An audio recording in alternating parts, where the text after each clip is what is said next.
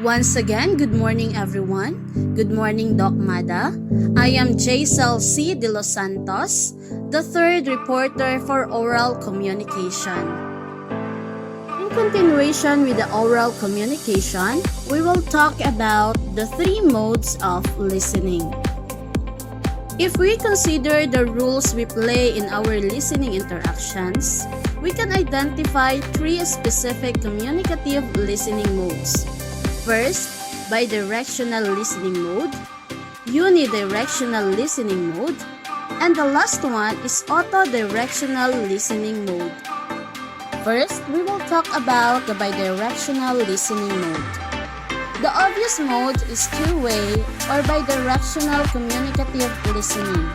Here, the reciprocal speech chain of speaker and listener is easily observed according to Daines and Penson of 1963.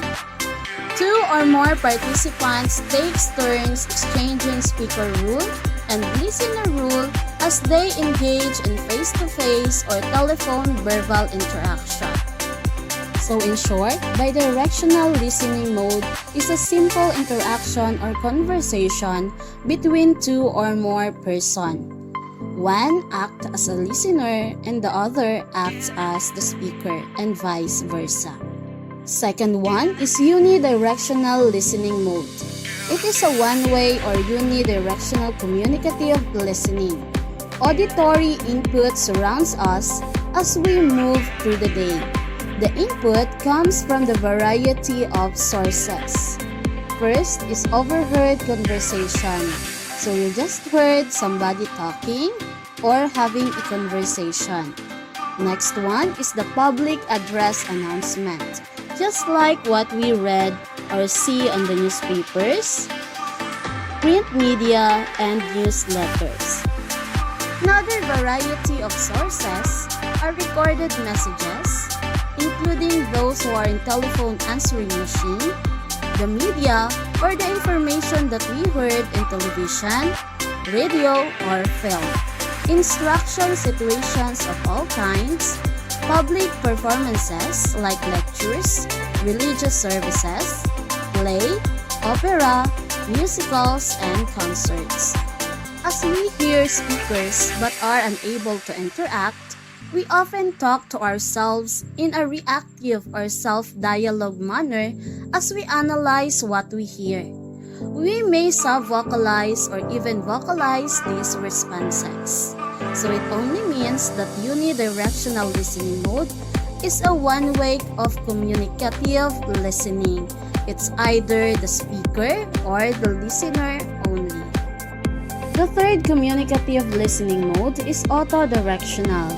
We can think of this as self-dialogue communication in which we may not be aware of our internal rules as both speaker and listener or reactor in our own thought process. Sometimes, we recreate language internally and listen again as we retell or relive communication interludes.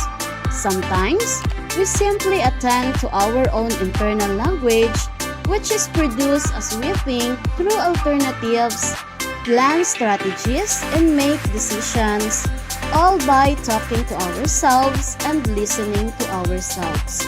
We need to consider our physical sensations, thoughts, feelings, emotions, and intuitions. So what is the implication to instruction of these three listening modes?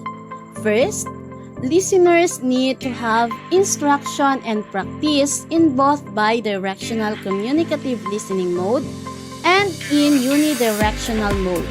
In addition, self-dialogue in the autodirectional communicative listening mode should not be ignored.